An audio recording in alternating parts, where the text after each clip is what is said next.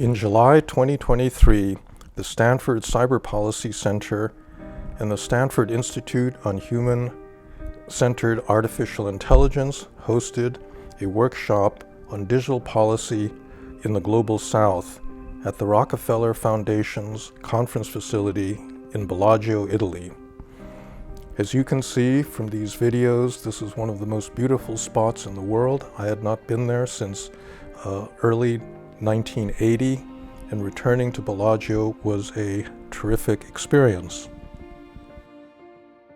I'm with my colleague, Nate Persili. We are stuck in Bellagio, Italy, at the Rockefeller Foundation's facility here, a conference facility, because we are convening a little group that's looking at the Global South and digital regulation policy issues that affect countries that are not in Europe or in North America. At the moment, what are the other major places in the United States that, everybody does computer science, right, and the technology itself, but not that many places actually look at tech policy. So where else do you go in the United States for this kind of knowledge? Well, that's right. I'd say as a kind of tech policy shop that we are unique. I think that there is a kind of glaring vacuum in academia right now when it comes to tech policy. And to some extent, I think it's because law schools have fallen down on the job. We don't have enough people who are doing tech policy or regulation of technology, particularly with a global scope. And so that's something that we've really tried to replicate in the Cyber Policy Center, or initiate in the Cyber Policy Center. And the Europeans are really considerably ahead of Americans. We actually don't regulate for privacy on a national level. We really don't regulate content. There's all this discussion about Section 230 and so forth, but Congress hasn't really acted on, any of these issues. So a lot of it is also reflecting a gap in the actual regulation. It's not just the study of it, but actual regulation in the United States. And I'd say, 2023, 2024 that's going to be a critical year for the kind of architecture of the internet and legal regulation of it. So Europe is certainly leading. It's often caricatured that America innovates, Europe regulates. Don't know whether Europeans who I've talked to would fight back on that, but they certainly do. There is a Brussels effect in that European regulations have a huge impact on US tech companies and for the regulatory environment around the world. And you see that with things like the GDPR, the major European privacy legislation, where that American companies have now pretty much incorporated as their privacy rules around the world, not just in Europe. But not only to Europe, and in part that's what this conference here at Bellagio has been about, is to also look at places like India, which are absolutely critical in terms of governance of the internet and governance of these platforms, or Brazil. And we've seen, we have so much to learn as American academics about how those sort of digital ecosystems are being regulated, but also the unique challenges that those populations face. And there's not a single majority world. China is a bull in the China shop in many ways. It's trying to spread its technology in Africa and Asia and many other parts of the world, and that's also a challenge both to the I guess what we're calling the minority world, the developed world, Europe and America, but it's also a challenge for places like India. For sure. I think that people often say that there are three models out there. That our colleague at Oxford, Timothy Garton-Ash, will point this out.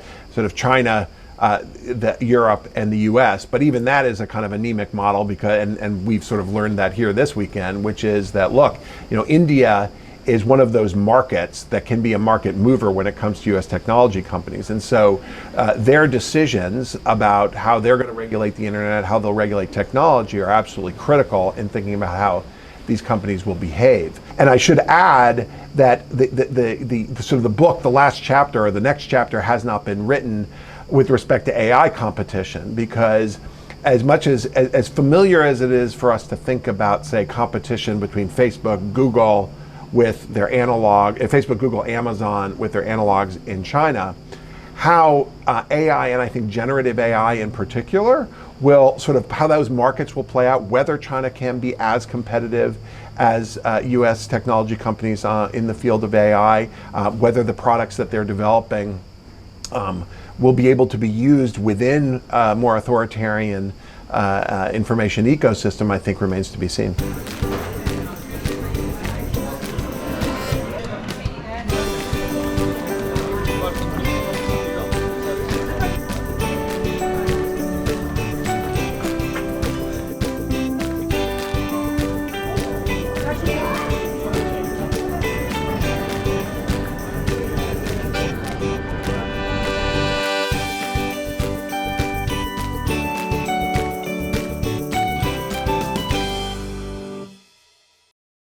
Richa Shake, you were a European parliamentarian. You've been concerned with tech policy and you produce a regular newsletter on this, and you've been with the Cyber Policy Center at Stanford at Freeman Spogli Institute for now 4 years.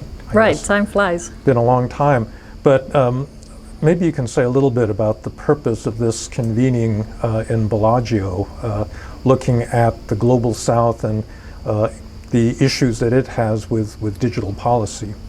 Great. Well, while studying technology policy, the more I looked into the various harms and the outsized power of tech companies and then the public policy responses, the more I felt like this is such a US-centric but really Western-centric research area debate. Even if the majority of people don't live in the Western world, they live in the developing countries, the Global South. And their experiences, their views, their contexts, the policies that their governments are making, the technologies that may be used to help them but also to repress them, is just a field that we didn't have enough experience with at Stanford. And so it strikes me that we should fill that gap. And in order to gather input but also to learn about some of those perspectives, we were here for 3 days in a workshop setting to get closer to designing a program that will deal with technology policy in the Global South at Stanford. And I know it's a little bit early to have results, but do you have any takeaways immediately from the 3 days that we've had so far? Well, the main thing is that all the participants have really confirmed how urgent of a topic this is, that the experiences of people in Global South communities do not reach all the way to Silicon Valley, to the companies that make the technologies that deeply impact their lives, but that they have no way, no agency, no avenues to share back their experiences. Mm-hmm. And that seems one big shared experience.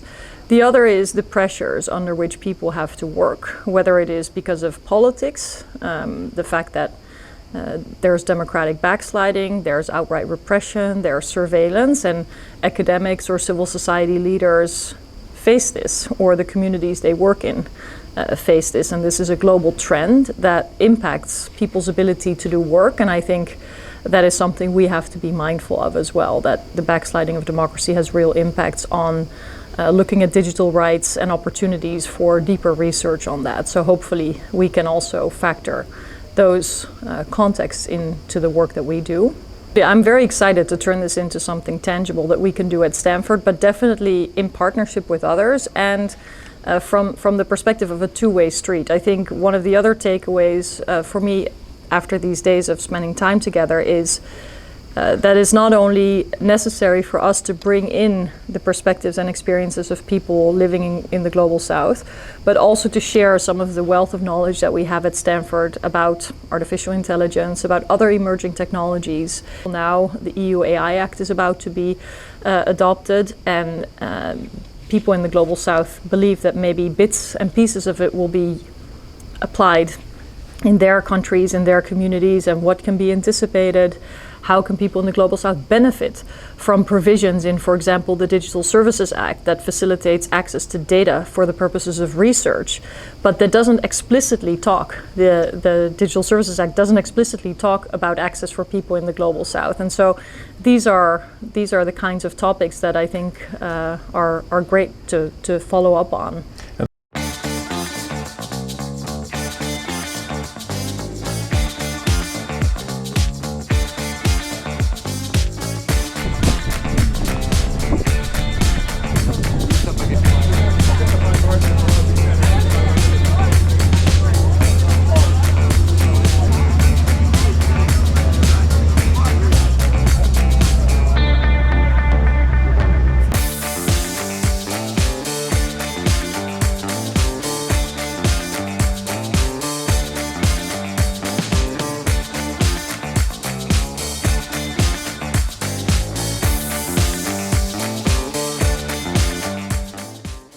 And the Global South is not just a passive recipient of policies made in North America or Europe, they're actually active. I mean, China is the most obvious case of this, where it has its own technologies and its own interests, but India, I would say of all the other countries in the Global South, is a big producer of software, of technology, and it wants to play a role in actually influencing the way that technology is received in the rest of the world.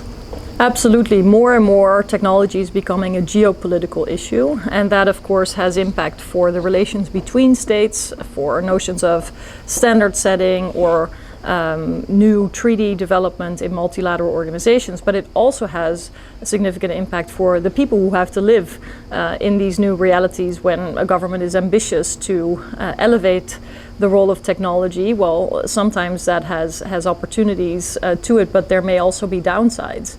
And there are issues about equal access, for example. So there may be the rollout of a new technology that benefits men disproportionately vis-a-vis women. There are all kinds of divides that play a role here. There are issues around skills. There are issues of making sure that there are ways in local context, local languages, to articulate what these communities need. So I think one of the valuable participation contributions was that, for example, how do you talk about the concept of privacy policy if your language doesn't have a word for privacy?